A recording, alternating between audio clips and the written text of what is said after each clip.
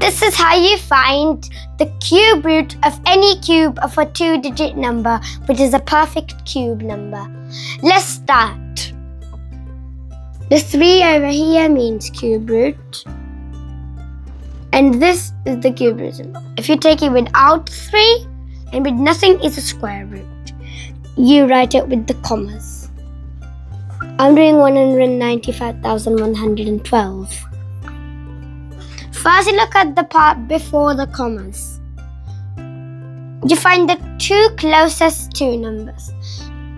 I have 195, so my numbers are 125 and 216. Which is smaller? 125 is smaller.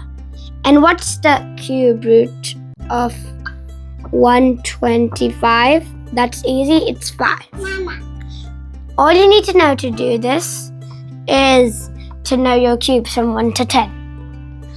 So you know the first digit is 5. Then you have to look at the last digit. This is where you have to know your cube numbers from 1 to 10. It's a 2. Which cube number ends in a 2? 8 cubed is 512.